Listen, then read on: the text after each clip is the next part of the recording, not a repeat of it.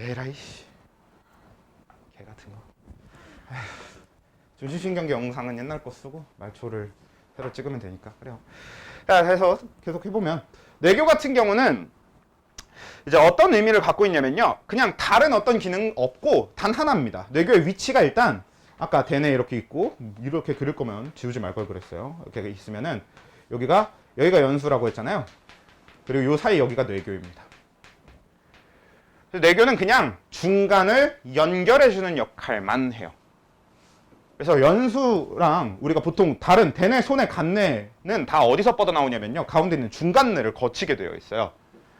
그리고 이 중간뇌는 연수로 내려갈 때 꼭 뇌교를 거치게 되는 거지. 그래서 뇌교의 역할을 하면 우리가 보통 중간뇌와 연수를 연결해준다. 딱 이 정도만 얘기하면 됩니다. 그 외에 뭔가 중추하고 있는 건 없어. 근데 뇌교는 되게 중요해요. 뇌교가 하는 기능이 없긴 하지만 우리는 이 간뇌, 이 뇌교랑 연수 그리고 여기 중간뇌까지 합쳐서 이렇게 세 개를 뇌줄기라고 불러줍니다. 중간뇌랑 뇌교랑 연수 이렇게 세 개를 뇌줄기라고 불러줘. 왜냐면 이 세 개 중에 하나라도 고장나는 순간 이 위의 뇌와 이 아래의 연결이 단절되기 때문에. 결국은 아래에서 올라온 모든 신경들은 연수에 모여서 뇌교를 거쳐서 중간뇌를 거친 다음에 모든 뇌들한테 나눠져서 가거나 반대로 모든 뇌들에서 내려온 신경들도 중간뇌를 거치고 뇌교를 거쳐서 연수를 거쳐야 내려갈 수 있는 거란 말이야. 그래서 얘네 그런 신경들이 무조건 지나다녀야만 하는 길목이 됩니다. 그래서 이 셋 중 하나가 이 중간뇌랑 뇌교랑 연수 셋 중 하나가 고장나면 우리는 흔히 뇌사라고 판정을 하게 돼요. 정확하게는 연수가 정확하게 고장난 걸 뇌사라고 하지만 뇌줄기 중에 하나라도 고장이 나면 우리는 그걸 흔히 뇌사라고 얘기를 많이 하게 됩니다. 그래서 사람이 살아있는지 아닌지 이 사람의 뇌가 정상적인지 아닌지를 판단할 때 눈에다가 빛 비춰보는 거예요. 왜? 동공반사. 중간뇌가 살아있는지 보는 겁니다. 중간뇌가 살아있으면 뇌사가 아닌 확률이 높은 거니까. 그런 식이 되는 거죠. 오케이? 되죠? 자, 그렇게 되는 거고 마음이 너무 아프다 진짜.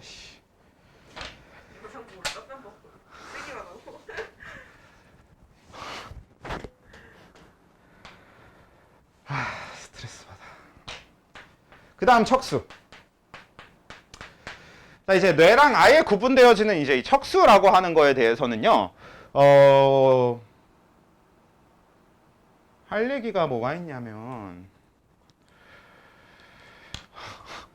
예. 자, 척수에 대해서 할 얘기가 뭐가 있냐면, 척수도 이제 할 얘기가 좀 많습니다.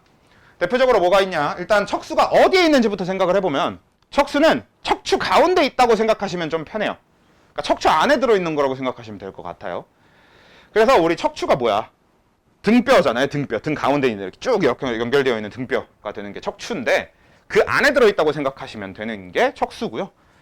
그리고 이 척수의 역할은 그냥 신경들을 모아주거나 신경들의 이동 통로 이런 역할 정도를 일단 기본적으로 합니다. 그래서 중요해요.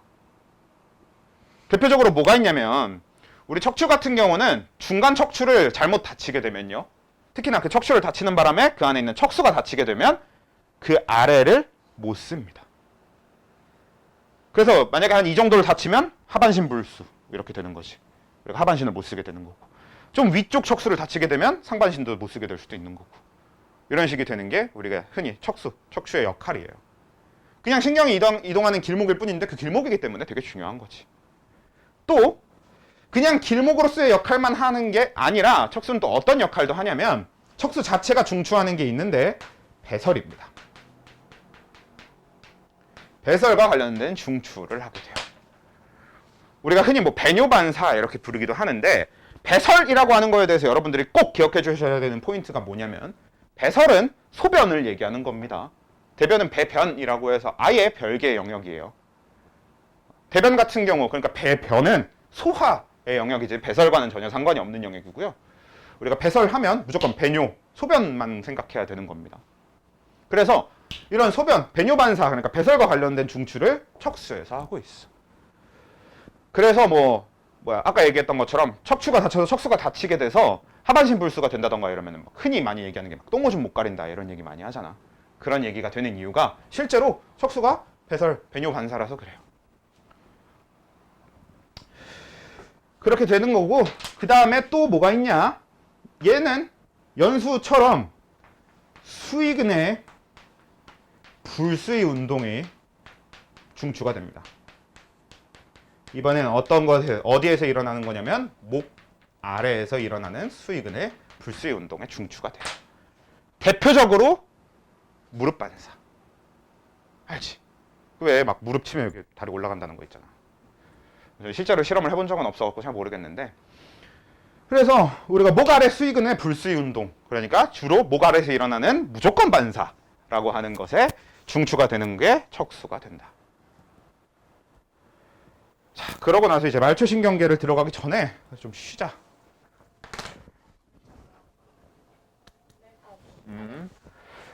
네. 자, 이제 우리 뭐 잠깐만. 좋아요. 자, 이제 우리 말초신경계 얘기로 넘어갈 겁니다. 어차피 중추신경계는 그냥 지금 딱 여기 나열된 내용을 외운다 외에는 아무것도 더 할 게 없습니다. 진짜 딱 중추신경계는 여기서 끝이에요. 그래서 사실 중추신경계는 암기지? 우리가 이걸 왜 그런지 이해할 것도 없잖아. 손해가 왜 좌우 두 개로 왜 좌우 두 개 방구로 되어 있고 왜 운동형을 보조하고 왜 균형 중추를 해? 몰라. 왜 만들어졌어 그게. 그러니까 사실 여기는 이제 그런 내용이니까 중추신경계는 여러분들이 잘 외우시면 되겠고. 자, 이제 넘어와서 말초신경계 얘기로 가보려고 해요. 그러기 위해서 일단 중추신경계랑 말초신경계가 어떤 차이를 가지고 있는지에 대한 얘기부터 일단 마무리를 지어야 될 거야. 일단 말초는 뭐냐면 중추가 이제 중심이고 이제 결정을 하는 걸 주로 했다면 이제 얘는 역할이 그냥 하나입니다. 전달. 이제 말초신경계는 중추신경계에 어떤 명령을 전달하는 역할을 한다던가 아니면 반대로 외부의 자극을 중추신경계한테 데려다 주는 것도 마찬가지로 말초신경계가 하게 되는 거지. 그래서 역할 자체가 얘는 판단, 그러니까 결정에 있고 얘는 전달의 주 역할을 갖고 있기 때문에 구성하는 뉴런 자체가 달라요. 그래서 어떻게 되어 있냐면 중추신경계는 가장 메인이 되는 게 연합 뉴런입니다. 우리 앞에서 했던 연합 뉴런의 특징 뭐야? 민마리집 뉴런. 그 연합 뉴런 얘기하는 겁니다. 어떤 거였어? 되게 짧고 마리집이 없는 이런 식의 뉴런이라고 했었죠. 자, 그거에 비해서 말초신경계는 뭐로 되어 있냐? 얘는 이제 운동 뉴런과 감각 뉴런으로 되어 있습니다. 그래서 얘네들은 전달이 주 역할인 것답게 어떤 운동 명령을 전달하는 운동 뉴런, 그리고 감각을 받아들이고 감각을 전달하는 감각 뉴런으로 되어 있다. 이렇게 되는 겁니다. 근데 여기서 중요한 게 말초신경계는 전부 운동 뉴런과 감각 뉴런이에요. 그러니까 단 하나의 연합 뉴런도 없어요. 무조건이야. 근데 중추신경계는 연합 뉴런이 주를 이루는 거고 조금씩 운동 뉴런과 감각 뉴런이 들어있긴 합니다. 그래서 우리가 이런 운동 뉴런, 감각 뉴런은 어떻게 나누면 되냐면 우리가 아까 중추신경계 쭉 정리했잖아요. 뇌와 척수 쭉 정리했지. 그 뇌 안에 들어있는 거, 척수 안에 들어있는 거, 이런 것들이 전부 중추신경계가 되는 거예요. 딱 그냥 뇌 자체, 뇌 안에 들어있는 신경들, 이런 게 중추신경인 거고, 그 다음에 척수 안에 들어있는 신경들, 이런 게 다 중추신경인 거고, 그 중에 대부분은 연합 뉴런이지만 간혹가다 운동 뉴런, 감각 뉴런 같은 것도 있긴 있어. 자, 요게 중추신경계 내용 정리 끝. 그리고 말초신경은 그냥 연합 뉴런이 아예 없습니다. 그냥 전부 다 운동 뉴런 아니면 감각 뉴런이에요. 이렇게 되는 거고. 자, 일단 이 말초신경계는 되게 여러 가지 기준을 통해서 나눠 볼 수가 있어요. 아예. 그러니까 구분을 할 수 있게 되는데 우리가 이 말초신경계를 나누는 구분 기준이 주로 한 3가지 정도 있게 됩니다.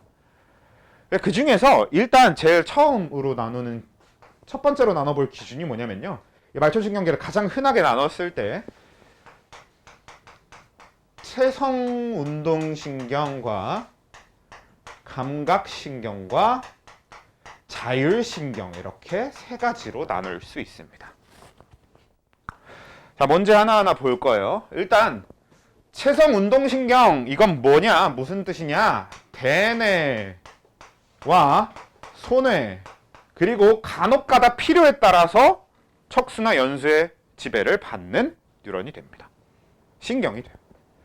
그래서 체성운동 신경이라고 하는 거, 참고로 뉴런과 신경의 차이는 뭐냐면 신경자가 붙으면 그건 곧 기관이고 뉴런자가 붙으면 그건 뉴런, 즉 세포인 거죠. 그래서 운동 뉴런은 그냥 세포 하나를 얘기하는 거고 운동 신경은 그 운동 뉴런으로 이루어진 기관이 되는 겁니다. 그래서 이 체성운동, 지금 얘가 운동신경이에요. 체성운동신경. 얘가 이제 우리가 흔히 얘기하는 운동신경이 되는 건데, 그래서 얘는 대뇌와 소뇌의 명령을 기본으로 해요. 가끔 가다가 연수와 척수의 명령을 받기도 하는데 결국 핵심이 되는 건 수위 운동 명령을 전달한다라고 하는 게 핵심이 되는 거지. 근데 조금 더 정확하게 얘기하면요, 수위 근육에 대한 명령을 전달한다가 핵심이 되는 겁니다. 우리가 수위근은 어차피 한 종류야. 우리 몸에 있는 수위근들은 전부 다 골격근이라고 불려요. 일단 수위근인 이상 그건 뼈에 붙어있든 안 붙어있든 무조건 골격근입니다. 그래서 골격근과 연결되어 있는 운동신경은 전부 체성운동신경이 됩니다. 왜? 걔네들은 전부 대뇌와 소뇌의 지배를 받고 있기 때문에 그래. 근데 우리 앞에서 어떤 얘기를 했었냐면 수위근육에 불수위 운동이라는 게 있었잖아. 뭐가 있었냐면 척수 얘기하면서 무릎 반사 같은 얘기를 했었고요. 그다음에 연수 얘기하면서 공 날아오면 눈 감는 거 얘기를 했었잖아요. 그런 게 되는 게 수위근의 불수위 운동이고, 걔네들도 마찬가지로 대뇌 소뇌의 명령이 아니고 척수나 연수의 명령일 뿐 체성운동신경이 하는 일입니다. 그래서 구분하는 게 중요한 거예요. 이 말초신경계 중에서 어떤 신경이 하는 일이냐가 핵심이 되는 거지, 결국. 그래서 다시 정리를 해보면 체성운동신경이라고 하는 건 우리가 가장 흔하게 얘기하는 일반적인 운동신경들을 얘기한다. 그런데 얘는 수위근, 즉 골격근과 연결되어 있는 모든 신경을 얘기하게 되는 거고요. 그리고 이 골격근한테 명령을 내릴 때 대부분은 수위 운동에 대한 명령이야. 수위 근육이니까. 근데 가끔 가다가 연수나 척수에 의한 불수위 운동에 대한 명령을 내리기도 합니다. 수위근한테. 자, 요렇게 정리하면 운동신경, 체성운동신경에 대한 얘기는 끝이고, 그 다음에 감각신경. 얘도 예전에는 그냥 체성감각신경 이렇게 부르기도 했었는데 요즘에 이제 체성신경에서 빼줬어. 그래서 그냥 얘도 우리가 흔히 얘기하는 그냥 일반적인 감각신경이라고 보시면 됩니다. 말 그대로 감각을 하는 거지. 그래서 얘는 누구의 지배를 받냐면 대뇌의 지배를 받습니다. 소뇌는 빠져야 되겠지. 왜? 아까 소뇌는 운동을 보조하는 역할이라고 했지, 뭐 감각에 대한 얘기는 전혀 없었잖아요. 근데 여기서 한 가지 더 있어. 뭐 어떤 얘기가 있냐면요, 얘는 간뇌의 지배도 아주 약간은 받습니다. 그래서 넣어주긴 해야 돼.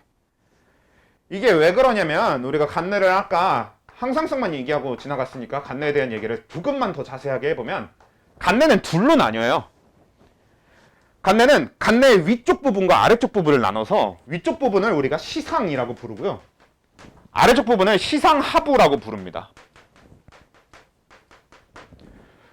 그래서 우리가 간뇌를 저렇게 시상과 시상하부로 나누게 되는데, 그 중에서 진짜 간뇌의 역할인 항상성을 조절한다, 이 역할은 시상하부에서 하는 거고요. 그리고 간뇌 시상은 무슨 역할을 하냐면 항상성이 유지되고 있는지 아닌지 감시하는 역할을 해요. 근데 봐봐, 내가 지금 체온이 유지되고 있는지 아닌지 감지하려면 결국 내가 뭐야? 내 체온을 느껴야 하는 거잖아요. 한마디로 감각이죠. 내가 지금 혈당량이 유지되고 있는지 아닌지도 결국 그것과 관련된 감각이 있어야 알 수 있는 거잖아. 그래서 이 시상이 기본적으로 하는 일이 그런 감각에 대한 일도 하긴 합니다. 그래서 어떻게 되냐면요, 감각신경은 대뇌한테 가기 전에 꼭 간뇌를 들렀다 가요. 간뇌의 시상을 들렀다 간다고 생각하시면 됩니다. 그래서 이렇게 넣어줄 수는 있긴 있는데 기본적으로 기능을 얘기할 때는 간뇌 얘기를 빼긴 하니까 일단 이렇게 적어두고, 그리고 간뇌 시상에 대한 설명을 조금 따로 기억해 주시면 될 것 같아요. 그리고 얘도 감각 뉴런으로 되어 있는 그냥 감각신경인 거고, 일반적인 감각신경 거기서 끝. 얘는 더 이상 얘기할 것도 없어. 말 그대로 감각하는 거니까요. 뭐 우리가 흔히 얘기하는 시신경도 요 감각신경에 들어가는 겁니다. 눈, 시각이라고 하는 감각을 하는 거잖아. 미신경, 미각신경이라고 하죠. 우리가 맛을 보는 것도 마찬가지. 후각신경, 후신경이라고 하는 우리 냄새 맡는 것도 마찬가지. 아니면 우리가 뭐 통점 이렇게 부르는 거나 아니면 온점, 뭐 냉점 이렇게 부르는 뭐 우리가 따뜻한 거나 차가운 걸 알아내는 그런 것들 다 감각신경에 대한 얘기가 되는 겁니다. 오케이? 되죠? 그리고 마지막 이 자율신경, 얘가 좀 중요하게 되는데 얘는 이제 뭐냐? 대뇌 소뇌를 제외한 뇌들의 명령을 받고 있습니다. 그래서 주로 누가 되는 거냐면 중간뇌, 간뇌, 연수, 척수의 명령을 주로 받게 됩니다. 그리고 이 자율신경은 어떤 걸 하고 있냐? 아예 불수의근의 불수의 운동을 명령하는 곳이 됩니다. 그래서 구분해줘야 되는 거예요. 불수의근의 불수의 운동은 자율신경에 의한 거고요. 수의근의 불수의 운동은 체성운동신경에 의한 겁니다. 이게 정말 중요한 거니까 기억해 주셔야 되겠고요. 그리고 이 자율신경도 결국 운동신경처럼 운동 명령을 하는 거기 때문에 운동뉴런으로 되어 있어요. 그런데 조금 할 얘기가 많습니다. 이 친구는. 일단 자율신경은 두 가지가 있어요. 자율신경 두 가지 혹시 뭔지 뭐랑 뭐지? 모르는 교감신경이라고 하는 것과 부교감신경이라고 하는 거 이렇게 두 가지로 나뉩니다. 자, 그럴 때 자, 체성운동신경은 어떻게 되어 있냐면요. 운동뉴런 하나가 신경 하나입니다. 그 세포 하나가 곧 기관 하나예요. 이게 좀 특이한 특징이 되는 거고 감각신경도 마찬가지입니다. 감각뉴런 하나가 곧 기관 하나예요. 감각신경 하나. 그리고 지금부터 얘기할 자율신경은 운동뉴런으로 되어 있긴 한데 운동뉴런 두 개가 하나의 자율신경을 이루고 있습니다. 그때 교감신경은 앞에 뉴런이 짧고 뒤에 뉴런이 길어요. 부교감신경은 앞에 뉴런이 길고 뒤에 뉴런이 짧습니다. 그리고 구조적으로 또 특징이 한 가지 더 있는데 뭐가 있냐면 얘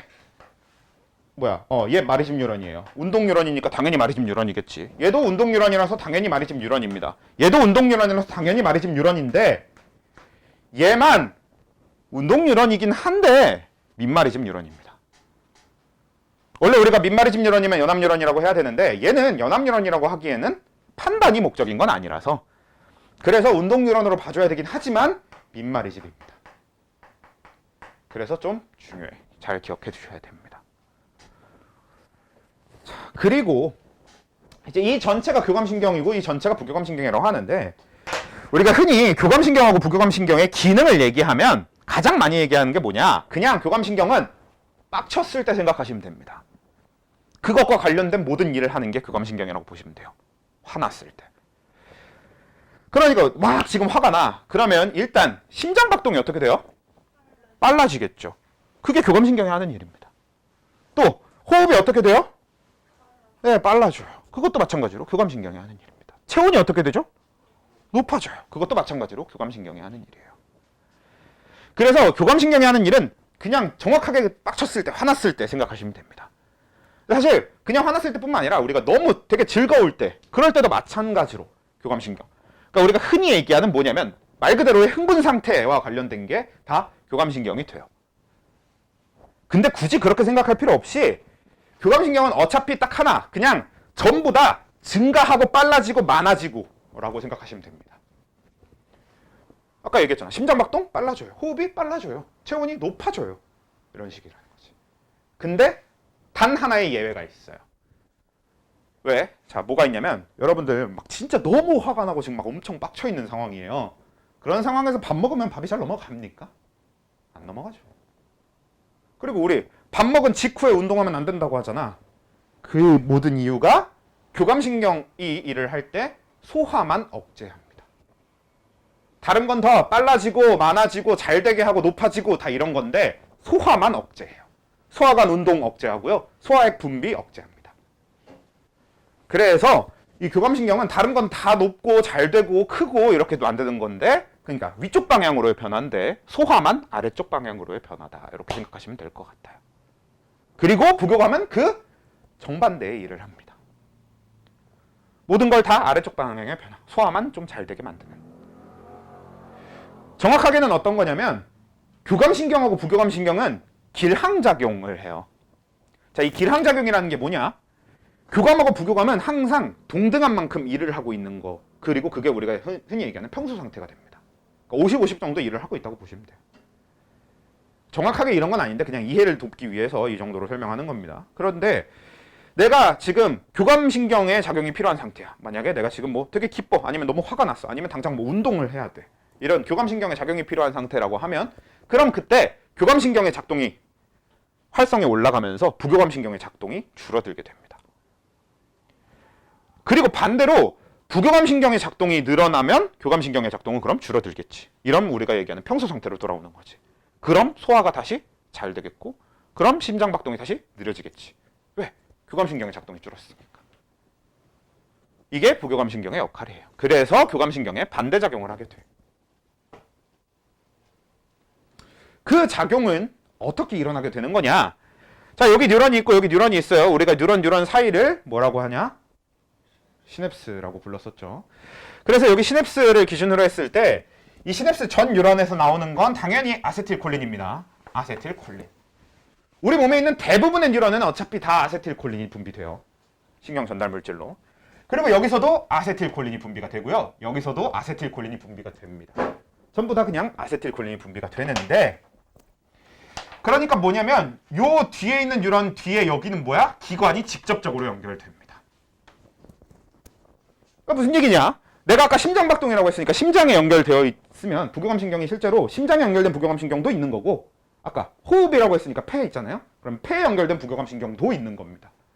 또 체온 조절한다고 했으니까 체온 조절하는데 또 연결된 부교감신경이 따로 있고, 이런 식인 건데, 그랬을 때 여기 뒤에 기관이 직접적으로 연결된 거야. 심장이면 이제 심장이 얘가 심장한테 아세틸콜린을 뿌려주는 거지.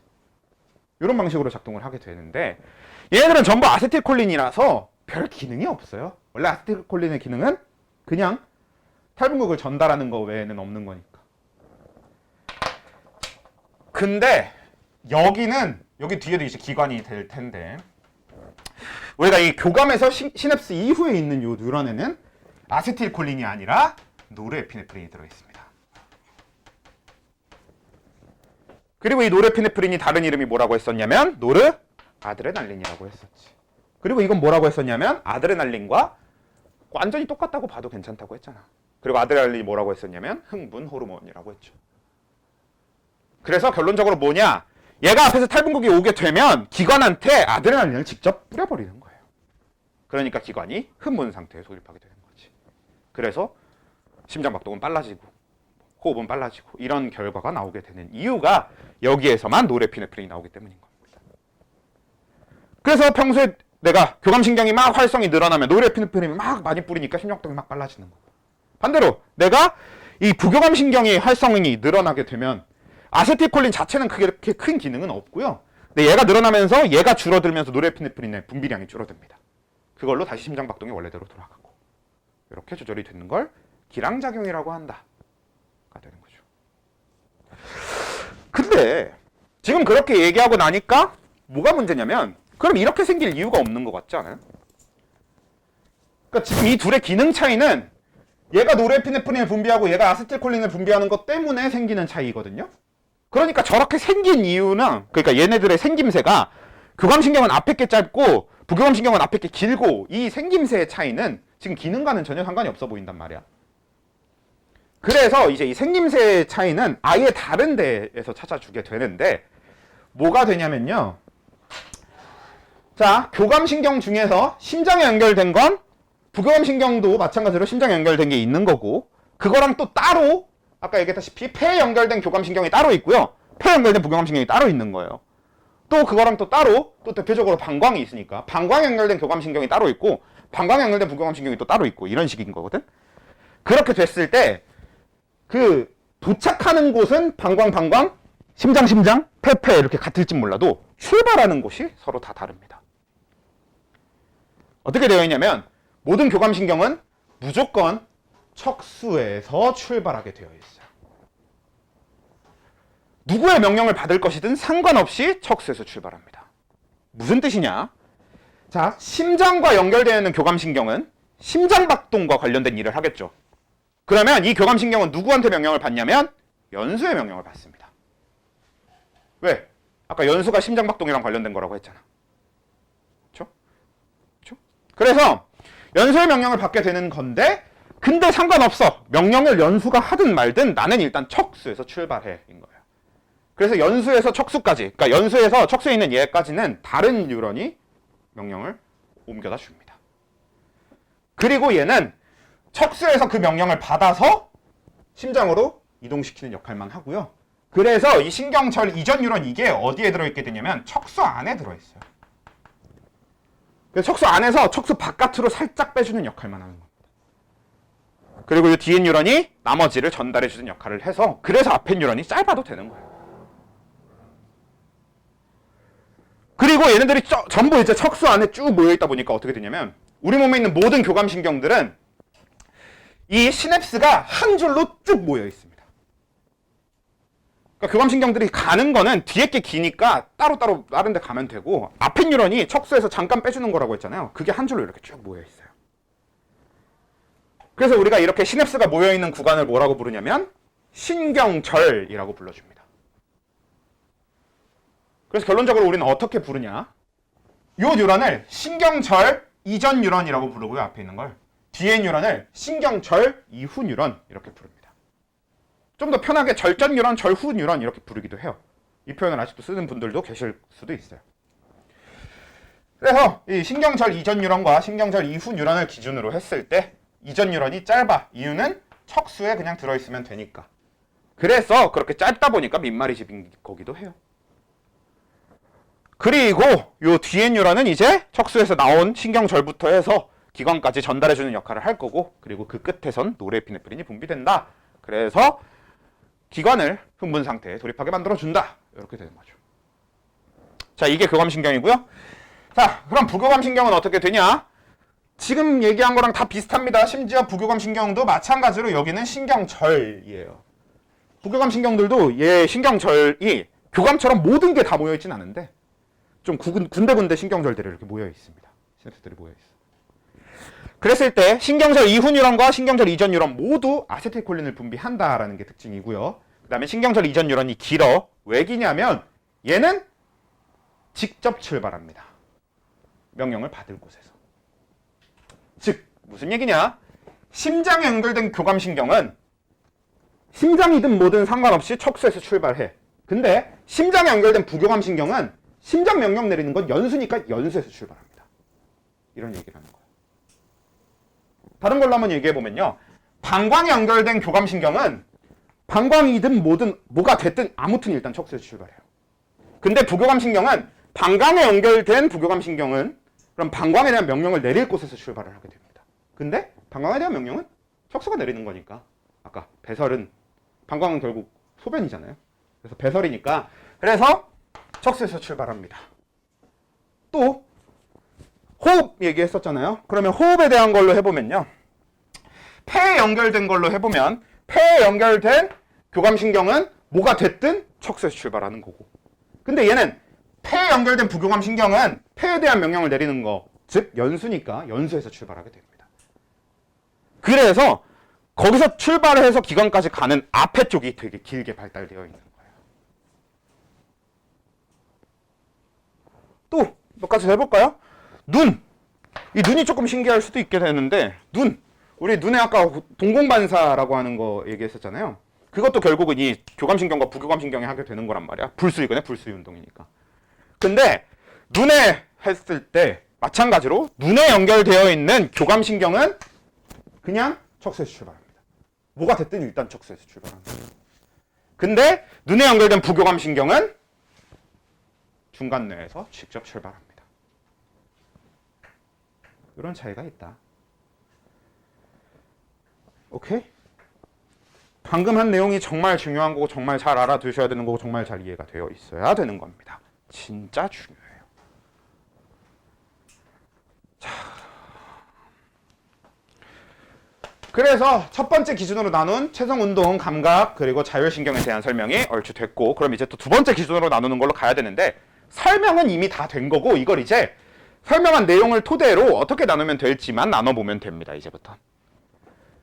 자, 두 번째 나누게 되는 기준이 뭐냐면, 말초신경계를 나누게 되는 두 번째 기준이 뇌신경과 척수신경입니다.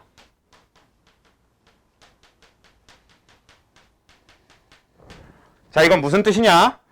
뇌랑 연결된 말초신경은 뇌신경이고 척수랑 연결된 말초신경은 척수신경이에요. 왜냐? 일단 말초신경계라고 하는 건 전달이 주목적이기 때문에 중추 바깥으로 나와 있거든요. 일부분은 중추 안에 들어있을 수 있어, 얘처럼. 근데 적어도 얘도 요 끝에는 척수 바깥으로 나와 있단 말이야. 그래서 중추 안에서 중추 밖을 걸치고 있거나 아니면 아예 중추 바깥에 있는 이런 애들이 말초신경이에요. 그랬을 때 뇌랑 연결돼서 있는 애들을 뇌신경이라고 하는 거고 척수랑 연결돼서 있는 애들을 척수신경이라고 합니다.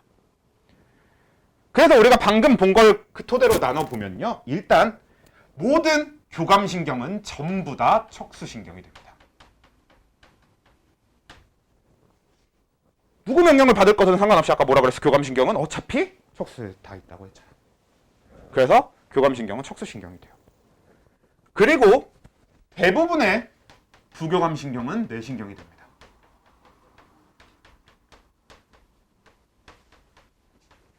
왜 대부분의 부교감이냐면 어차피 우리 몸의 대부분의 중추는 뇌 쪽에 다 몰려있기 때문에 부교감들은 대부분 다 뇌에서 출발하게 되어 있어. 근데 아까 얘기한 방광에 대한 부교감만 빼고. 왜? 방광은 애초부터 척수가 중추니까. 척수에서 출발하는 거죠. 그래서 부교감 중에서 대부분의 부교감은 뇌신경이지만 방광부교감만 척수신경이다 가 되는 거고요. 자율신경은 이렇게 나누면 돼요. 그거에 비해서 체성운동과 감각신경은 조금 더 편합니다. 조금 더 편해요. 왜냐면 체성운동 여기 있고요. 여기도 체성운동이 있고요. 여기도 감각이 있고요. 여기도 감각이 있어요. 얘네들은 뭐냐면요. 그냥 가까운 데로 갑니다.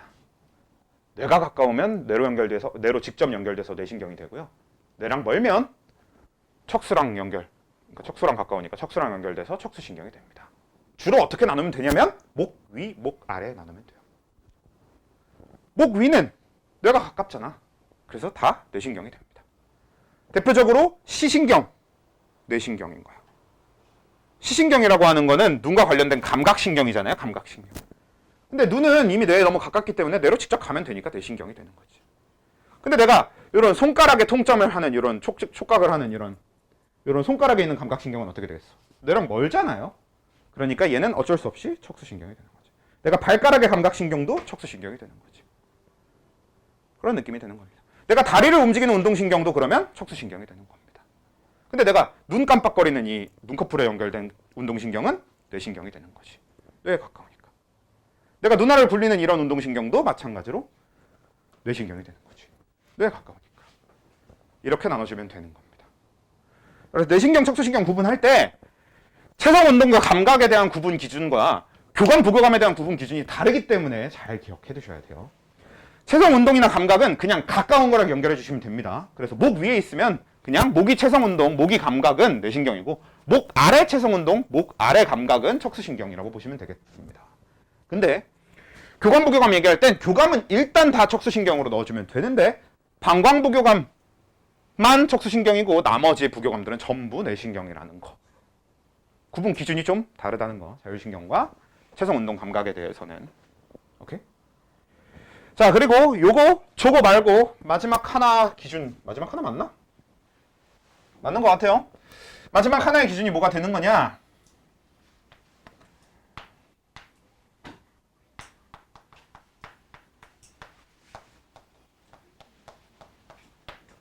전근과 후근에 대한 이야기가 됩니다. 요거는 이제 설명이 조금 더 길긴 한데 요 설명까지 딱 마무리하고 끝내면 되겠네. 아, 프린트를 뽑아야 되는데. 이 점 빼면 다 암기야. 어쩌겠어. 안 끝났어 아직. 자, 전근하고 후근 얘기를 해봅시다. 자, 전근 후근은 뭐냐면 이거는 되게 간단한 얘기긴 한데 그래도 뭐 어떤 느낌이냐면 우리 아까 척수가 척추 가운데 들어있는 거라고 했잖아요. 근데 여러분 척수 본 적 있어. 언제 본 적이 있을 거냐면 생선뼈 보면 생선뼈의 그 굵은 가운데 부분 있죠. 그게 생선의 척수예요. 근데 보통 그 뼈를 보면 어떻게 되어 있냐면 옆에 이렇게 가시가 있잖아요. 사람 같은 경우도 결국 그게 갈비뼈가 이렇게 달려있게 되는데 그런 뼈가 달려있어야 하다 보니까 양쪽으로 이렇게 좀 이렇게 뼈가 이렇게 되어 있는데 위아래로 이렇게 뿔 같은 게 이렇게 쏟아 있습니다. 그래서 보통 가시가 이렇게 꽂혀 있는 느낌인 거지. 가시가 이렇게 꽂혀 있어. 우리는 갈비뼈가 이렇게 꽂혀 있는 거고.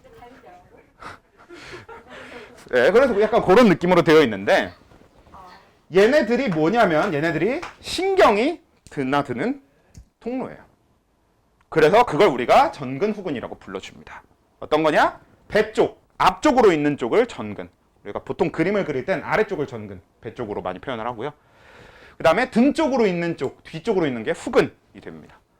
그래서 뭐가 되냐? 후근은 입구예요. 그리고 전근은 출구입니다. 그래서 나오는 건 다 전근이고 들어가는 건 다 후근이에요.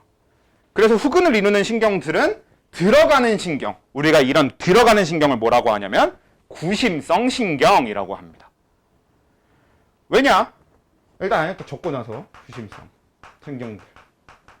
그리고 전근은 원심성 신경, 나오는 신경들을 원심성 신경이라고 해요. 뭐랑 연결해 주면 되냐면 원심력, 구심력과 연결해 주면 됩니다. 원심력 하면 원운동할 때 튕겨나가려고 하는 힘이 원심력이잖아. 그래서 멀어지는 힘이 원심. 그리고 구심이라고 하는 거, 구심력이라는 것 자체가 중앙으로 작용하는 힘이 구심력이니까.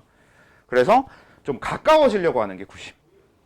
그래서 중추 쪽으로 가까워지는 신경, 구심성 신경. 중추에서 멀어지는 신경, 원심성 신경 이렇게 부르는데 뭐가 되는 거냐면 결론적으로 그냥 아예 감각입니다. 감각만 구심이고 나머지 체성 운동 그리고 자율신경 전부, 그러니까 교감 부교감이 전부 다 전근, 그러니까 원심성 신경이 돼요. 근데 여기서 한 가지 포인트가 있어요. 얘는 지금 척수의 출구와 척수의 입구라서 얘는 척수신경일 때만 전근 후근 얘기를 하는 겁니다. 뇌신경이면 전근 후근과 아예 관련이 없어요. 그래서 우린 결국 이걸 가지고 뭘 하려는 거냐. 제가 이제 이거는 변형을 해서 열심히 만들고 있는 예시 문제 프린트가 있어요. 그게 뭐가 되어 있는 거냐면요. 여러분들이 이제 어떻게 해야 되냐. 이런 겁니다. 자, 심장에 연결된 교감신경 이렇게 얘기를 하면 여러분들은 그걸 듣고 심장에 연결된 교감신경은요. 말초신경계고 자율신경이면서 척수신경이고 전근을 이룹니다. 라고 할 수 있어야 돼요. 그게 목적입니다. 그래서 지금 여기 있는 기준들, 이걸 말초신경계에 대한 기준들을 다 잘 알고 계셔야 되고 외워두셔야 됩니다. 여기까지.